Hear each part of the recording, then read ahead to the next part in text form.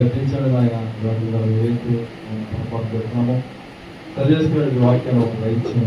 ముఖ్యంగా దైవజనుల గురించి జ్ఞాపకం చేసుకొని బలమైన ఆరోగ్యాన్ని తీసుకుని దయచేసి ఎలా వాక్యం చెప్తున్నప్పుడు ఆయన వీరేస్తున్నాము. మరొకసారి ఆయన వరాలు సహాయించాము. యేసుక్రీస్తునామములో వాడికి అందరికి వందనాలండి.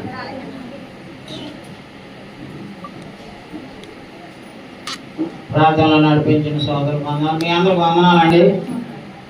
ఎండైనా ఎంత భారం భక్తంగా ఉన్నా మీ అందరూ దేవుని ప్రేమించి వచ్చారు కాబట్టి మీరు ధన్యులండి. ఎందుకంటే చాలా మంది ఎగ్గొట్టు కూర్చున్నారు. అయినా కానీ మనం దేవుని వాక్యంలో ముందుకెళ్దాం. మన దగ్గర ఉన్న పుస్తకాల్లో ఈ పెద్ద పుస్తకాల్లో అయితే 83వ పేజీ సంఘాన్ని గురించిన పాఠాల్లో 24వ పాఠం చదువుతున్నాం. మరి పోయిన వారం ఆరాధన అనేటువంటి అంశాన్ని 23వ అంశాన్ని తెలుసుకున్నాం. ఈరోజు సంఘాన్ని గురించిన పాఠాల్లో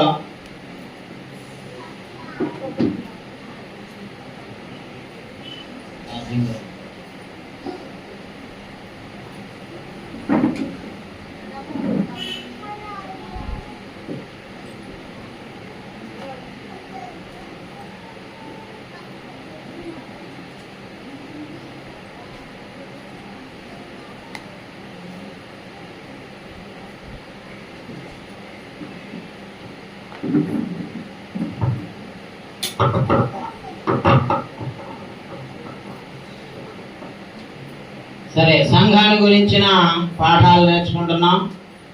23 పాఠాలు నేర్చుకున్నాం. పోయిన ఆదివారం ప్రభురాత్రి భోజనం గురించి తెలుసుకున్నాం. అమ్మా, ప్రభురాత్రి భోజనం తీసుకోవాలా తీసుకోవద్దా? ఎన్నిసార్లు తీసుకోవాలి? నెలకే సంవత్సరానికి ఎన్నిసార్లు తీసుకోవాలి? చెప్పండి. ఎన్ని ఆదివారాలు తీసుకోవాలి? అన్ని ఆదివారాలు, ప్రతి ఆదివారం తీసుకోవాలి అని బైబిల్లో ఉందా? ఆదాం గారు చెప్తున్నాడా? ఆదాం గారి ఈ బైబిల్ యేసు ప్రభుది మనకు మాదిరి బైబిల్లోనే ఉంది. మొదటి శతాబ్ద క్రైస్తవులు మరి అలాగే చేశారు. కాబట్టి మనం కూడా ప్రభురాత్రి భోజనాన్ని అలాగే తీసుకోవాలని పోయిన ఆదివారం అంతా నేర్చుకున్నాం. సరే, ఈరోజు అత్యంత ముఖ్యమైనటువంటి అంశం ఏంటంటే సంగీతం. ఆరాధనలో సంగీతం వాయించవచ్చా?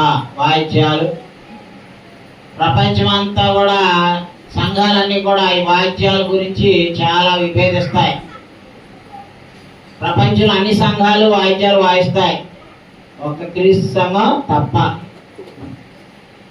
దీని మీద చాలా సంవత్సరాలుగా, శతాబ్దాలుగా మత ప్రపంచం అంటే క్రైస్తవుల మధ్యలో చాలా మరి డిబేట్లు జరిగాయి. దీని మీద వాయిద్యాలు వాయించకూడదా, వాయించాలా? మరి మా పాత నిబంధనలో బలులు ఇచ్చారు, ధూపదీప నైవేద్యాలు పెట్టారు, వాయిద్యాలు కొట్టారు. మరి మనం కూడా అవి పెట్టాలా వద్దా అని డిఫరెంట్ ప్రాబ్లమ్స్ని ఇక్కడ వాయిద్యాల దగ్గర సమస్యలు వచ్చినాయండి. అటువంటి పరిస్థితుల్లో సత్యం ఏంటో మనం తెలుసుకున్నాం. ఇక్కడ క్రైస్తవ ఆరాధన సంఘంలో 24వ పాఠం చదువుతున్నా ఏనండి. క్రైస్తవ ఆరాధనలో భాగంగా ప్రభు రూపొందించినది పాటల ద్వారా గాత్ర సంగీతం. అర్థమవుతుందండి? సంగీతం అనేటటువంటిది 2 types of music is there. 1 musical instrumental music, ఒకటి వోకల్ మ్యూజిక్. అంటే గాత్ర సంగీతము ప్లస్ వాయిద్య సంగీతం అని 2 రకాలైనటువంటి సంగీతాలు ఉన్నాయండి. పాత నిబంధనలో వాయిద్య సంగీతాలను ఎలో చేశాడు. కొత్త నిబంధనలో వాయిద్య సంగీతాల స్థానంలో ఆత్మ సంబంధమైన గాత్ర సంగీతాన్ని ఎలో చేశాడు. ఈ పాటలు పాడటం యొక్క ఉద్దేశం ఏంటంటే దేవుణ్ణి స్తోత్రించడానికి, ఒకరినొకరిని హెచ్చరించుకోవడానికి. సో పాటల ద్వారా ఏం జరగాలమ్మా? పాటలు నన్ను మీరు హెచ్చరించాలి. మీరు పాడే పాటలతో నన్ను హెచ్చరించాలి. నేను పాడే పాటలు ఒకరినొకరు హెచ్చరించుకోవడానికి ఉద్దేశించిన ఈ పాటలండి. అంతేగాని ఎంటర్టైన్మెంట్ కోసం ఎమోషనలిజం కోసమో, లేకపోతే ఉప్పొంగడానికో, లేకపోతే మన ఉపరాటం తీర్చుకోవడానికో పాటలు పాడటానికి దేవుడు ఒప్పుకోలేదండి ఇక్కడ. సో పాటలు అనేటటువంటిది దేవుణ్ణి స్తోత్రించడానికి, ప్లస్ ఒకరినొకరు హెచ్చరిక రావాలి. పాటల ద్వారా, వాయిద్యాల ద్వారా ఎవరికి హెచ్చరిక రాదు. పాటల ద్వారానే, ఆ పాటల అర్థం ద్వారానే మనల్ని ఒకరొకరు హెచ్చరించుకునే భాగ్యం ఉంటుంది అన్నమాట. సో సంగీతంలో రెండు రకాలైనవి ఉన్నాయి. ఒకటి గాత్ర సంగీతం, రెండు వాయిద్య సంగీతం. క్రొత్త నిబంధన ఒకదానికి ఆ ముద్ర వేసింది. అదేంటంటే గాత్ర సంగీతం, వితౌట్ ఇన్స్ట్రుమెంటల్ మ్యూజిక్స్, అంటే వాయిద్య రహితంగా పాడేటటువంటి గాత్ర సంగీతాన్ని కొత్త నిబంధన ఆథరైజ్ చేసిందండి. తర్వాత మొదటి శతాబ్ద క్రైస్తవులు పాడిన విధానం. మొదటి శతాబ్దంలో ఆరాధనలో వాయిద్యాలు లేనేలేవు. వాయిద్యాలు కొన్ని శతాబ్దాల దాకా అసలు ఆరాధనలోకి ఈవెన్ మత్స్యాకులు కూడా ప్రవేశపెట్టలేదు. మత్స్యాకులను స్థాపించిన నాయకులు మార్టిన్ లూథర్ కానీ ఇంకా చాలా మంది ఉన్నారు కదా స్థాపకులు, వాళ్ళు కూడా వ్యతిరేకించారండి. అయితే ఇప్పుడు మాత్రం ఇక ఎవరు కూడా తగ్గట్లా. ఒకళ్ళ మించిన మ్యూజిక్లు ఒకళ్ళు పెట్టి జనాలను అట్రాక్ట్ చేస్తానికి అవి ఇన్వెంట్ చేశారు. అయితే పాడటంలో ఉన్నటువంటి ఆ యొక్క ఉద్దేశం ఏంటో ఈరోజు మనం తెలుసుకుందాం. దేవుని స్తుతించుటకు పాడటం అనేటటువంటిది దేవుడే ఏర్పాటు చేసిన విధానం. మొట్టమొదటిసారిగా పౌలు శీల చెరసాల్లో ఉన్నప్పుడు ఏం చేశారో చూడండి. 16:25 మా అపోస్తల కార్యముల్లో. అయితే మధ్యరాత్రి వేళ పౌలును శీలయు దేవునికి ప్రార్థించుచు కీర్తనలు పాడుచుండిరి, ఖైదీలు వినుచుండిరి. అది ఏం జరుగుతుందండి? మధ్యరాత్రి వేళ పౌలు శీల చెరసాల్లో ఉన్నారు, బంధించబడ్డారు, కాళ్ళు చేతులు బొండ వేసి బిగించారు. అటువంటి క్లిష్టమైనటువంటి సందర్భంలో, భయంకరమైనటువంటి బాధలో, వేదనలో ఉన్నటువంటి బిడ్డలో ఏం చేశారండి? వాళ్ళు పాటలు పాడుచు దేవుని స్తుతించారు. సో మరి వాళ్ళ దగ్గర వాయిద్యాలు ఉన్నాయా, ఆర్కెస్ట్రాలు ఉన్నాయా, కోరసులు ఉన్నాయా? ఇప్పుడు మనవాళ్ళు చేసినటువంటి గోల అంతా ఏమీ లేదు. Simply they are singing praise to God. దేవునికి వాళ్ళు స్తుతిస్తూ పాటలు పాడారు. అలాగే హెబ్రీ పత్రిక 13:15 చూడండి.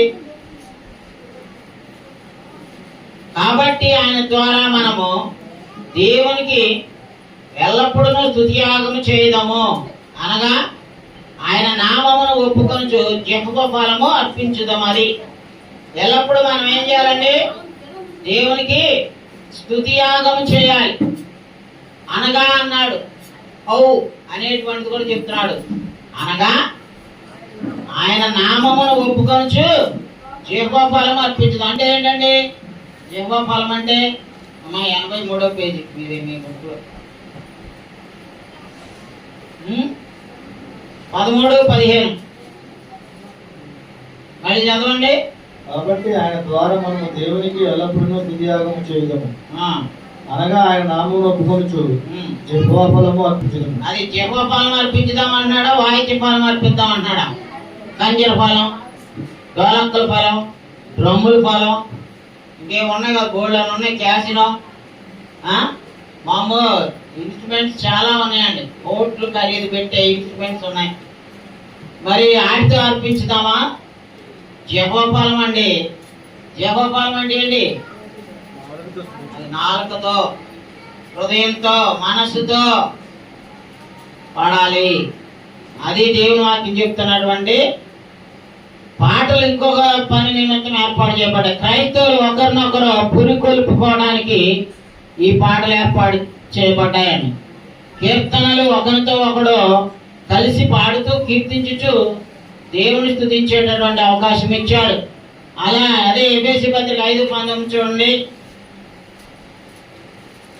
ఒకరినొకడు కీర్తనలతోనూ సంగీతములతోనూ ఆత్మ సంబంధమైన పాటలతోనూ హెచ్చరించుచు మీ హృదయములలో ప్రభువును గురించి పాడుచు కీర్తించుచు మన ప్రభు అయిన యేసుక్రీస్తు పేరిట సమస్తమును గురించి తండ్రి అయిన దేవునికి ఎల్లప్పుడూ కృతజ్ఞతాస్తుతులు చెల్లించుచు క్రీస్తునందరి భయంతో ఒకరినొకడు లోబడి. అది 19వ వచనంలో ఒకరినొకడు కీర్తనలతోనూ సంగీతములతోనూ ఆత్మ సంబంధమైన పాటలతో. అంటే సంగీతములు అంటే వాయిద్యాలు కాదండి, గాత్ర సంగీతాలు. దేవుని స్తుతించి కీర్తించి స్తోత్రించే గీతాలనే సంగీతాలు అంటారు. సంగీతాలు 2 రకాలు అన్నాం కదా. ఫస్ట్ ఇది వోకల్ మ్యూజిక్ అన్నమాట. ఇప్పుడు వితౌట్ ఎనీ ఇన్స్ట్రుమెంటల్ మ్యూజిక్ తో చేసేదే ఆరాధన అండి. అందుకే యెషయా గ్రంథంలో 35వ అధ్యాయంలో చూడండి, అడవులు ఉల్లసించి సంగీతములు పాడాయి అని ఉంటది. ఏమా మరి ఏ మీనింగ్తో తెచ్చుకుంటున్నట్టు అవి కొట్టి ఆ వాయిద్యాలు అవి 35:2 అండి. 1-2 చదవండి అయ్యా. 596 పేజీ. అరణ్యమును ఎండిన భూమియు సంతోషించును, అరణ్యమును ఎండిన భూమియు సంతోషించును, అవి ఉల్లసించి కస్తూరి పుష్పము వలె పోయిను, అది బహుగా పూయచ్చు ఉల్లసించును, ఉల్లసించి సంగీతములు పాడును. అదండి ఉల్లసించి ఏం పాడతాయి అంటే చెట్లు అడవులు సంగీతములు పాడుతున్నాయి. సంగీతములు అంటే వాయిద్యాలు కాదు.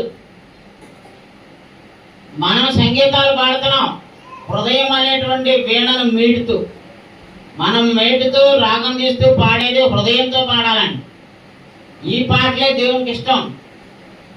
గాన వాద్యాలు చప్పట్లు తాళాలు మేళాలు ఇవన్నీ అలర్దుకుని ఏర్పాట్లండి. అవన్నీ దేవుడు పాడమని చెప్పరా. అందుకే కీర్తనలతోనూ సంగీతములతోనూ ఆత్మ సంబంధమైన పాటలతోనూ హెచ్చరించుచు. ఎప్పుడైతే మనం ఒక ఎంటర్టైన్మెంట్ ని పురుకొల్పే వాయిద్యాలు కొడతామో అప్పుడు మనిషికి హెచ్చరిక రాదండి. ఎవడన్నా హెచ్చరిక పొందుతాడా? వాయిద్యాలు కొడితే వాయిద్యాల వల్ల హెచ్చరిక ఎందుకు వచ్చిందండి? ఊపు వచ్చింది, ఊకం వచ్చింది, ఎక్కలేని ఉత్సాహం వచ్చింది. కానీ ఆరాధన ఉత్సాహం కోసం చేసేది కాదండి. ఆరాధనామూర్తిని కీర్తించడానికి, ఆరాధనామూర్తి అంగీకరించడానికి, ఆరాధనామూర్తి స్తుతింపబడటానికి స్తోత్రింపబడటానికి చేయాలి తప్ప మనం యొక్క సొంత దాని కోసం చేయకూడదు. అలాగే కొలసి 3:16 కూడా చెప్తున్నాడు చూడండి.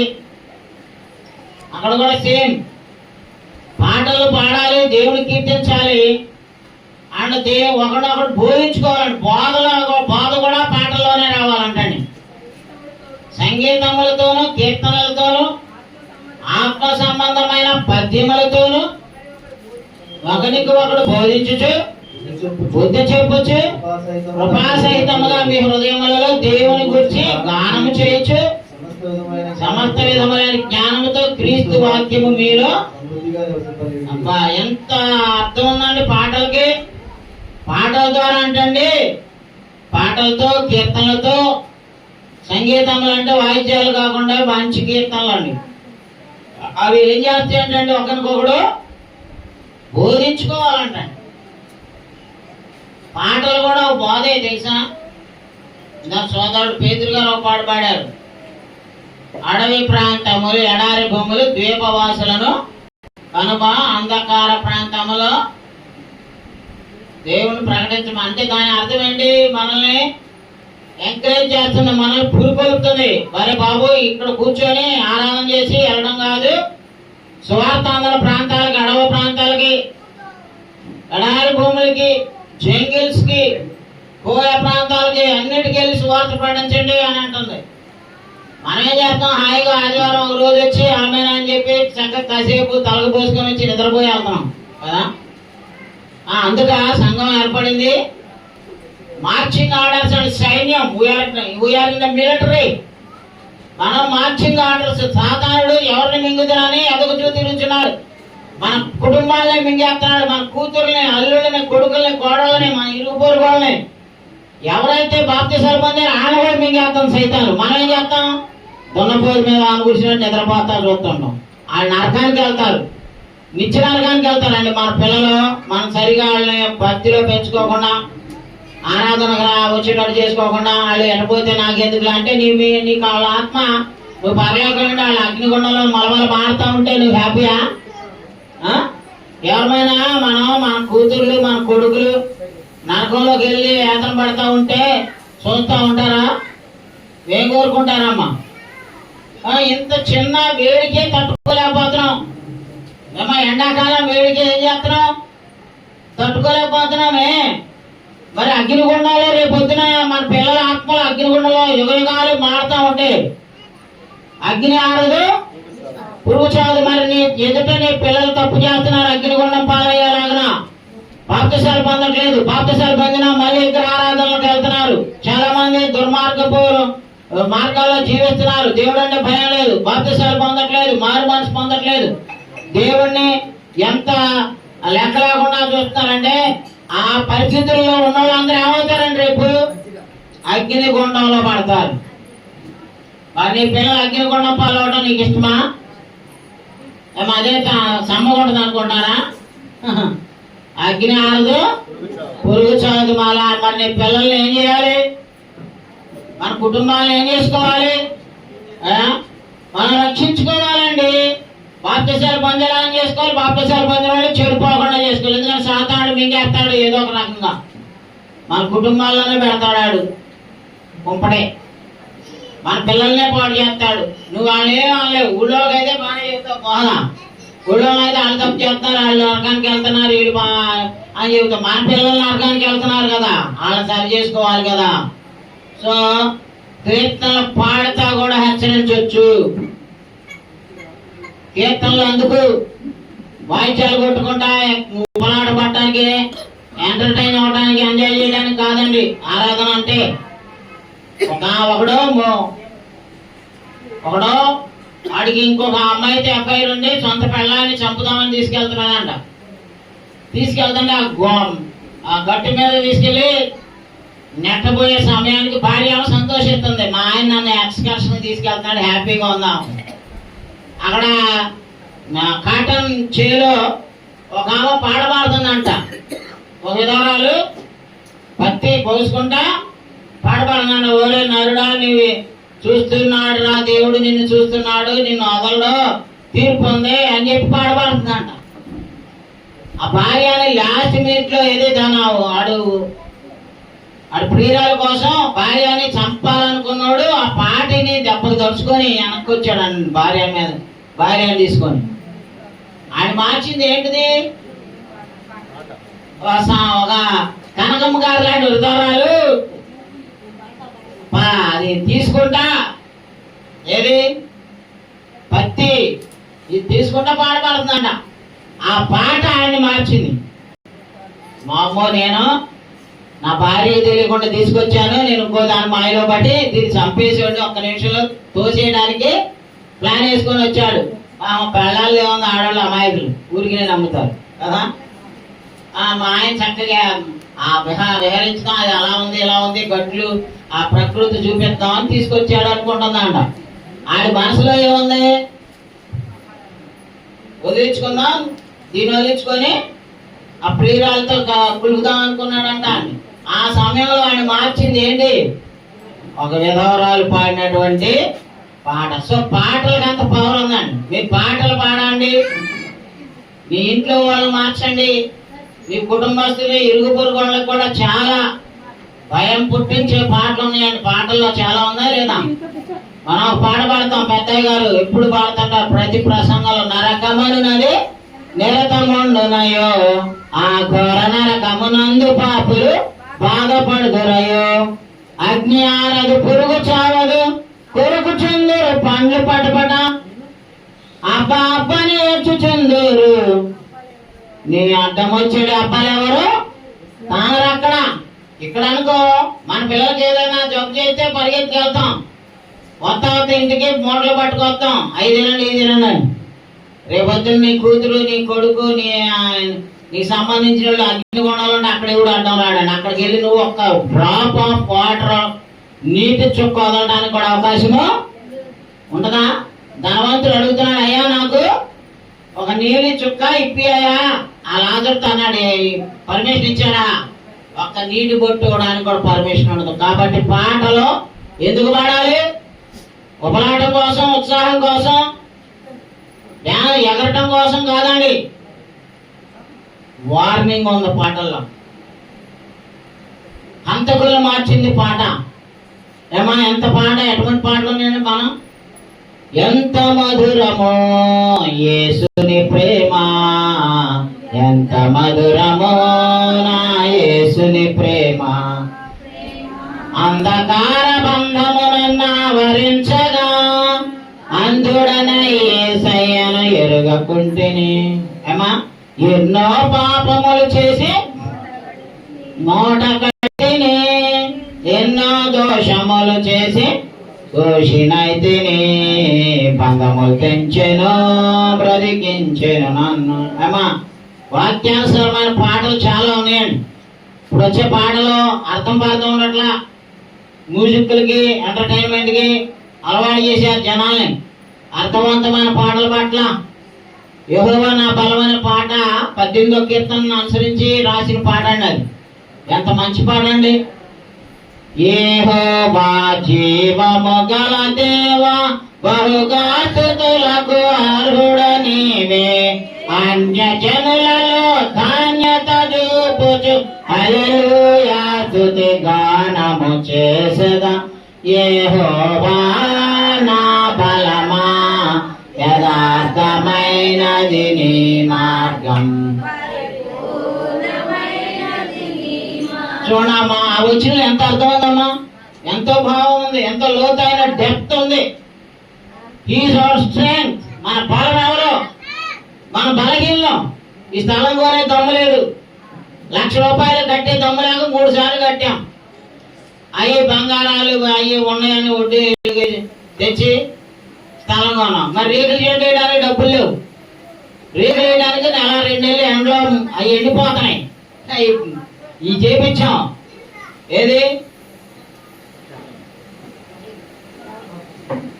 ఇవ్వండి, ఫోటోలు ఎక్కించాం, వడ్రంగం పని చేయించారు. రేకులు వేయడానికి డబ్బులు లేవు. అప్పుడు ఎవరు ఇచ్చారు? అదిగో రాజుగారు భార్య చనిపోయింది, రాణి గారు, తీసుకోండి గారు పెట్టండి ముందు రేకుల షెడ్ అయినా అంది. అప్పుడు ఇచ్చిన అమ్మగారు ఇచ్చిన 100 పెట్టి రేకులు వేసాం. సో బలం లేకపోయినా మన బలం ఎవరు? నా కాళ్ళను లేడి కాళ్ళగా చేసి ఎత్తైన స్థలములో శక్తితో నిలిపి రక్షణ కీడము నాకు అందించి అక్షయముగా నన్ను పాక్షము చేర్చిన యెహోవా నా బలమా, యథార్థమైనది నీ మార్గం పరిపూర్ణ యెహోవా. ఈ పాటలో ఎంత అర్థం ఉందండి. మన కాళ్ళను 7 కాళ్ళలాగా చేస్తాడంట. ఎత్తైన స్థలంలో శక్తితో నిలుపుతాడు. సో పాటలు అనేటటువంటిది బోధించుకోవడానికి. మళ్ళీ చదవండి 16వ వచనం. సంగీతములతోనూ కీర్తనలతోనూ ఆత్మ సంబంధమైన పద్యములతోనూ ఒకరికి ఒకడు బోధించుచు బుద్ధి చెప్పుచు. అది పాటలు పాడేటప్పుడు పక్కనోడికి బోధ వెళ్తుంది, హెచ్చరిక వెళ్తుంది. ఇప్పుడు సోదరులు కానీ సోదరులు కానీ పాటలు పాడేటప్పుడు ఆ పాటలు మనం విని తరించడానికి కాదండి. మనకి కావాల్సినటువంటి లెసన్, కంఫర్ట్, ఆదరణ కూడా పాటల్లో ఉందండి. కాబట్టి పాటలకు వాయిద్యాలు యాడ్ చేయడం అనేటువంటిది వాక్యానుసారమైనది కాదు. దేవుని గురించి స్తుతించుచు పాడాలి అనేది మనం చూసాము ఇందాక అపోస్తలుల 16:25 పౌలు శైలిలో. ఇప్పుడు రోమ 15:9 చూడండి. కాబట్టి పాటలో సంగీతాన్ని యాడ్ చేయడం వల్ల ఆ పాటలకు ఉన్నటువంటి ఆ పవర్ని, పాటలకు ఉన్నటువంటి ఆ ఉద్దేశాన్ని మనుషులు ఏం చేశారంటే పాడు చేశారని. మనం పాటలే పాడాలి. హృదయం అనేటువంటి వాయిద్యం వాయించుతూ పాడాలి.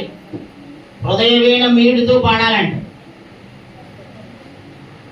ఈ రణగుణ దోలు చేసే భౌతికమైనటువంటి వస్తువులు కాదండి. చదవండి. నేను చెప్పినది ఏమనగా 15:9 పితరులకు చేయబడిన వాగ్దానముల విషయంలో దేవుడు సత్యవంతుడైన స్థాపించినప్పుడు అన్యజనులు ఆయన కనికరమును గురించి దేవుని మహిమపరచినప్పుడు క్రీస్తు సున్నతి గల వారికి పరిచారకుడు ఆయన. అందు విషయమై ఈ హేతు చేతను అన్యజనులలో నేను నిన్ను స్తుతించును, నీ నామ సంకీర్తనము చేయుదును. అది అన్యజనులలో ఏం చేస్తున్నామండి? మనం ఆయన స్తుతించుచున్నాం, ఆయన నామ సంకీర్తనము చేస్తున్నాం. సో ఈ విధంగా మనం ఇవన్నీ మనసులో పెట్టుకొని పాటలు పాడాలండి. ప్రభువును గురించి కీర్తించుచు పాటలు పాడాలి. అవన్నీ చదివాం. ఎలా అనేటువంటిది ఇప్పుడు చూద్దాం. 1 కొరింథీ 14:15 చదవండి. ఎలా పాడాలి, ఎలా పాడాలని దేవుని వాక్యం చెప్తుంది.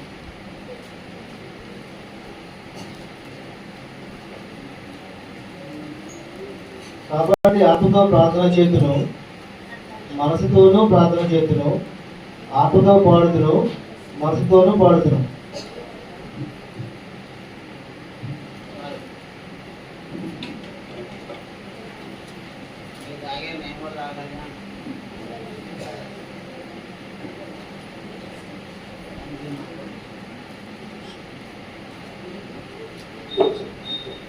సరే, ఎలా పాడాలంటండి? కాబట్టి ఆత్మతో ప్రార్థన చేతును, మనసుతోనూ ప్రార్థన చేతును, ఆత్మతో పాడుదును, మనసుతోనూ పాడుదును. అదండి. మరి ప్రార్థన వాయిద్యాలతో చేయొచ్చా? చేయలేము. మరి మాటలు ఎందుకు వాయిద్యాలతో పాడిస్తున్నారు? అదే కదా చెప్తున్నాడు. ఆత్మతో ప్రార్థన చేస్తా, మనసుతో ప్రార్థన చేస్తా, ఆత్మతో పాడతా, మనసుతో పాడతా అన్నాడు. మరి ఆత్మతో పాడే అవకాశం, మనసుతో పాడే అవకాశం వాయిద్యాలు మింగేస్తున్నాయి కదా. మరి అలాగా చేయొచ్చా? బైబిల్ ఏం చెప్తుంది? ఆత్మతో సత్యంతో ఆరాధించమని, పాడమని, ప్రార్థన చేయమని చెప్తుంది. ఆరాధనకి, పాడటానికి, అమ్మా ప్రార్థనకి వాడాల్సింది ఏంటి? ఓన్లీ వన్ థింగ్, హృదయమే, మనసే. ఈ హృదయాన్ని వాడకుండా పోతే మనం వాయిద్యాలకే డిపెండ్ అవుతాం. కాబట్టి ఆ విధంగా చేయటం దేవుని వాక్యాన్ని మీరటమా కాదండి. కాబట్టి హృదయంలో గానం చేస్తూ పాడుతున్నాం. హృదయంలో కృపాసహితంగా దేవుని వాక్యాన్ని నింపుకొని పాడాలి. కీర్తనలు పాత నిబంధనలోని కీర్తనలాగా సంకీర్తనలో ప్రారంభ క్రైస్తవులు పాడిన విధానంలో పాడాలండి. పాటలు ఆత్మ సంబంధమైన పాటలే పాడాలండి. వాయిద్య రహితమైనవిగా పాడాలండి. క్రైస్తవ ఆరాధన దేవుడు ఆదరణ చేసింది ఓన్లీ గాత్ర సంగీతమే. వాయిద్య యంత్రాలు కొత్త నిబంధనలు ఎప్పుడు కూడా సమర్థించబడలేదు, వాడబడలేదు. హృదయంలోనే గానం చేయమన్నాడు, కానీ యంత్రం మీద కాదు. యంత్రం గానం చేయదు. యంత్రాలకి ఎవడన్నా అవార్డు ఇస్తున్నాడా? మంచి కీర్తన, మంచి పాడబడినందుకు ఇస్తారు, కానీ వాయిద్యానికి ఇస్తారు. వాయిద్యం పాడబడినందుకు ఎప్పుడైనా అవార్డులు ఇస్తారా? ఎవరు? పాట పాడటంలో ఉన్నటువంటి మాధుర్యం, గొప్పతనం వాయిద్యాలు వాయించడంలో లేదు. వాయిద్యాలకు ఏ విధమైన అవార్డులు ఎవరండి? ఓన్లీ సింగర్స్కి ఇస్తారు.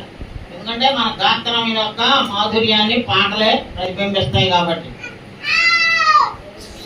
కొత్త నిబంధనలో వాయిద్యాలు ఎక్కడ కూడా వాడబడలేదు. మనం దేని వల్ల నడుచుకోవాలి? 2 కొరింథీ 5:7 చూడండి. 2 కొరింథీ 5:7.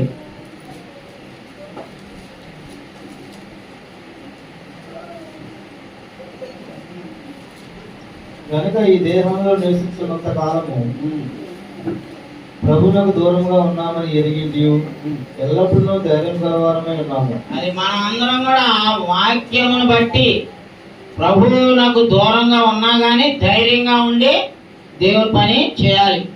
పాటలు కూడా వాక్యము వినడం ద్వారా విశ్వాసం వస్తుంది. అంతేగాని వాయిద్యాలు కొట్టడం ద్వారా ఎవరికైనా విశ్వాసం వస్తాయండి? రోమ 10:17 ఏం చెప్తుందండి? కాగా వినుట వలన విశ్వాసం కలుగును, వినుట క్రీస్తుని గుర్చిన మాట వలన కలుగును. సో విశ్వాసాన్ని ఇచ్చేది వాయిద్యాల, డ్రమ్ములు, డోళ్ళ, వాయిద్యాల వల్ల ఎవరికైనా విశ్వాసం వచ్చిద్దా చెప్పండి? ఎవరికి విశ్వాసం? ఉన్న విశ్వాసం జడగొట్టింది, ఉన్న భక్తిని జడగొట్టింది, ఉన్న డెడికేషన్ పోతుంది. అర్థమవునా? వాయిద్యాలు, డ్యాన్సులు ఇవన్నీ కూడా అన్యులకు సంబంధించిన విషయాలండి. క్రైస్తవ ఆరాధనలో మొదటి శతాబ్ద క్రైస్తవులు ఈనాడు వాయిద్యాలు కొట్టలేదు. ఈవెన్ 7 శతాబ్దాల వరకు వాయిద్యాలు కొట్టలేదండి.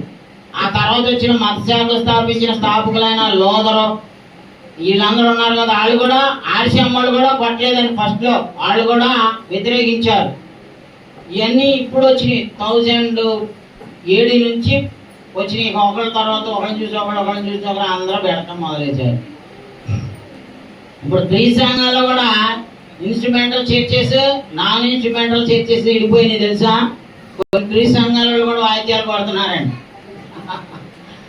ఎందుకంటే జనాలు క్రీ సంఘాల్లో ఉన్నట్ల వాయిద్యాలు కొట్టి వాళ్ళ దగ్గర ఎక్కువ మంది ఉన్నారని వీళ్ళు కూడా కాంటెంపరీ వర్షిప్ అని, ఇంకోటి యూత్ వర్షిప్ అని పెట్టి యూత్ని పోకుండా కాపాడుకోవడం కోసం వాళ్ళకి స్పెషల్గా ఇంకొక మ్యూజిక్తో ఇంకోటి పెడుతున్నారండి. అయితే ఆరాధనలో వాయిద్యాలు పెట్టడం అనేటువంటిది మనుషులు ఇష్టపడతారు కానీ దేవుడు కోరుకోలేదు. పాత నిబంధనలో వాళ్ళు కొట్టారు వాయిద్యాలు, మరి బలులు, ధూపదీప నైవేద్యాలు అన్నీ ఉన్నాయండి.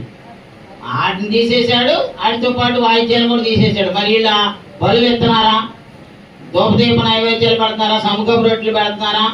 మరి ఇవన్నీ అయితే పెట్టలేదు కానీ వాయిద్యాలు మాత్రం ఏమా ఇంపుగా అది.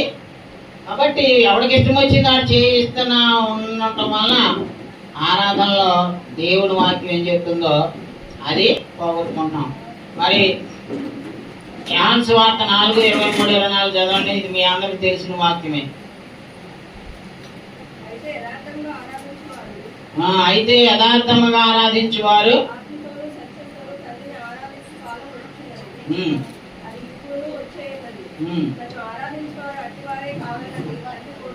అది యథార్థమైన ఆరాధన.